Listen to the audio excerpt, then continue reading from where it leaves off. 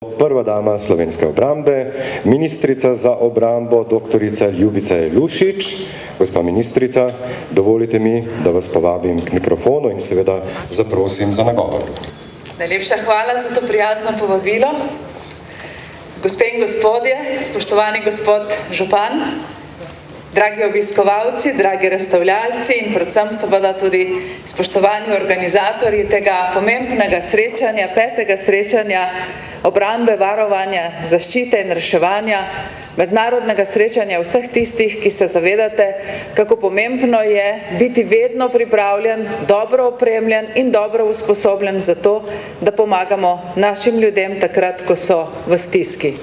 Spoštovani gospod direktor Pomurskega sejma, moram reči, da ta vaš sejem tokrat ne bi mogel priti v pomembnejšem trenutku za sporočilo, ki ga moramo z vašega sejma tokrat poslati v slovenske domove, pa tudi v mednarodno javnost. Najprej zato, ker bodo tu skupaj, rekli ste v zavezništvu, skupaj nastopili vsi tisti, tako podjetja, kot tisti, ki uporabljajo opremo za področje vojaške obrambe, za področje varovanja, torej notranjega varovanja, za policijsko dejavnost, za dejavnost zaščite in reševanja, skratka, vsi tisti, ki v sistemu nacionalne in mednarodne varnosti skrbijo za nas, za našo osebno varnost, za varnost naše lastnine in pa seveda za varnost naših držav. Drugič, ne more biti bolj primeren čas za takšen sejem kot sedaj zato, ker bomo morali vsi skupaj prav tu na sejmu povedati, da varovanje naših državljanov ni mogoče samo takrat, ko se nesreče ali grožnje zgodijo. Mi se moramo zavedati, da je potrebno naše reševalce vseh uniform, vseh vrst, poklicne in prostovoljne, dobro opremiti, dobro usposobiti vnaprej, preden se nesreče ali grožnje zgodijo.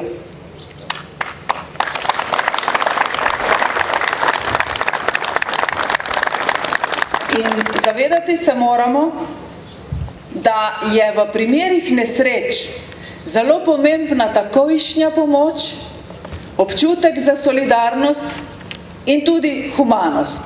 Vesela sem, da ste prav vi sprejeli odločitev, da bo del sredstev, ki bodo zbrana za organizacijo tega sejma oziroma zaradi prihoda obiskovalcev na ta sejem, torej da bo del teh sredstev namenjenih tudi ljudem, ki so od petka dalje v Sloveniji prizadeti zaradi velikih poplav in neurja. Ampak, gospe in gospodje, vedeti moramo, da so to lahko samo kaplje v morje vsega tistega, kar moramo kot države, kot vlade znati narediti za to, da bomo dolgoročno uredili sistem varovanja premoženja naših državljanov, da bomo dolgoročno uredili sistem varnosti v mednarodnem okolju.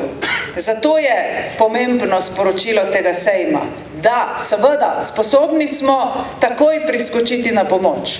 Znamo, dobro smo opremljeni, dobro znamo uporabiti opremo, ki ste jo razstavljalci pripeljali sem in je uporabna.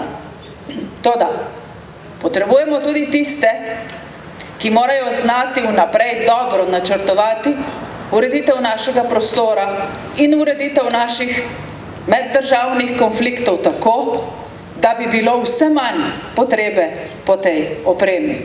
Toda resnica je, da bomo, tako kot je bilo treba doslej, veliko let vlagati v opremo za zaščito, reševanje, varovanje, pomoč in seveda vojaško obrambo, tako bo treba tudi v prihodnjih letih in desetletjih za ta namen še veliko vlagati. Danes je bilo že rečeno, da je leta 2003 vaš sejem, gospod direktor, prvič odprl vrata sejmu, ki je imel naslov Sodobna vojska. Od takrat dalje, torej to so bili časi, ko se je država Slovenija odpovedovala naborniškemu sistemu in začela v svoje vojaške vrste dokončno uvajati profesionalce, torej poklicne vojake. Takrat je bilo treba reči, da potrebujemo sejem zato, ker mora obstajati način komuniciranja vojske z okoljem. Danes vemo, da je bil ta sejem pomemben za to komuniciranje, da je bil pomemben zato, ker so sem prihajali mladi ljudje in ogromno ljudi iz vseh sosednjih držav in pa seveda vseh generacij. Toda zavedli smo se tudi, da je potrebno pokazati, da potrebujemo tak sejem zato, da vojska pokaže svoje sposobnosti sodelovanja z vsemi ostalimi sistemi nacionalne varnosti. Vojska mora znati pokazati, kako sodeluje, kako podpira policijo pri njenih nalogah, kako podpira sistem zaščite in reševanja pri njegovih nalogah. Vojska mora biti sestavni del nacionalne varnosti in mora biti sestavni del našega prebivalstva. Zato je pomembno, spoštovani gospod župan, kar ste vi rekli. Naša vojska in vsi tisti, ki so danes tu prisotni, vedo, da brez tesnega sodelovanja z lokalnim okoljem, brez tesnega zavedanja, kako pomembni ste tisti, ki skrbite za lokalno politiko, našim državljanom ni mogoče dobro pomagati. Če smo se česa naučili v preteklih 5-6 dnevih, gospod župan, je to, da so dobro funkcionirali v tistih okoljih, kjer so se župani in županje zavedali, da morajo biti na čelu sistema zaščite in reševanja za svoje ljudi. Kjer so župani dojeli to svojo nalogo, potem smo tudi mi lahko, tako vojska, policija, gasilci, poklicni prostovoljni, reševalci vseh vrst, nastopili tako, da smo ljudem lahko hitro, učinkovito in racionalno pomagali.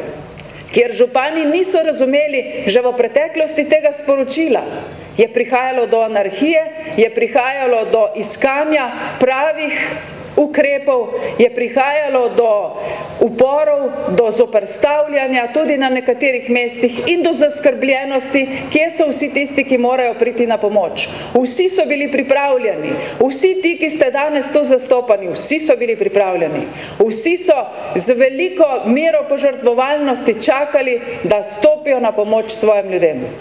Toda potrebuje se dobrega organizatorja, dobrega koordinatorja. Zato je tako zelo važno, da se prav vi, župani, zavedate, da ni v vaših rokah samo pristojnost razdeljevanja sredstev v svojih občinah, ampak je v vaših rokah neizmerno velika odgovornost za varnost naših ljudi. Brez vas, župani, državni sistem ne more funkcionirati.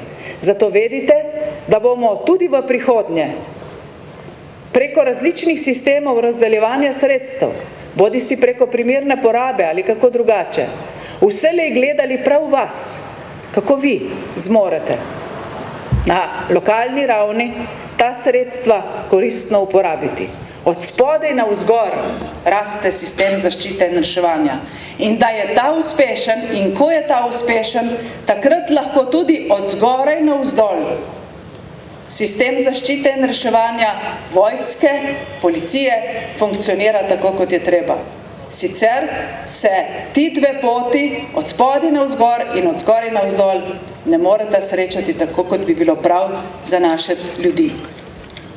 Spoštovane gospe in gospodje, tu na tem sejmu letos, kot smo rekli, sodelujejo ne samo predstavniki, torej izvajalci, uporabniki opreme za področje obrambe, varovanja, zaščite in reševanja, ampak so tu tudi razstavljalci in zdi se mi zelo pomembno, da je tu 120 različnih razstavljalcev iz 13 držav, ki danes to vrstno opremo proizvajajo. Tukaj so domača in tuje podjetja.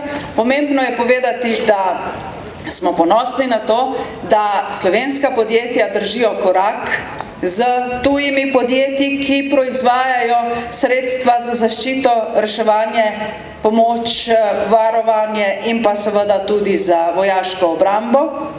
Ampak tako kot ste rekli, zavezništvo med temi podjetji se mora vzpostaviti na način, ko se zavedajo, da uporabnik mora znati in mora imeti možnost povedati, kaj potrebuje. In uporabniki smo danes v situaciji, ko nas vse bolj ogrožajo nevojaški viri ogrožanja, torej naravne nesreče in ujme, in ko nas ogroža tudi gospodarska kriza, uporabniki smo danes vse manj bogati, vse manj imamo tistega dela proračuna, ki nam je namenjen za investicije, za modernizacijo. To velja za vse nas, tako na državni, regionalni, kot tudi na lokalni ravni. Zato vas prosim in svetujem, da svoj razvoj v prihodnosti, razvoj opreme, tehnologije, tehnike, usmerite v smeri večnamenskosti uporabe vseh vaših produktov in da se zavedate, da je sredstev pri uporabnikih za vaše produkte vse manj. Da hočemo imeti vse bolj pregledne, vse bolj racionalne in tudi vse bolj nadzirane oblike porabe denarja za nakup vaših sredstev. Če tudi nesreča včasih zahteva tudi kakšne negospodarne poteze, kajti v nesreči je treba hitro pomagati.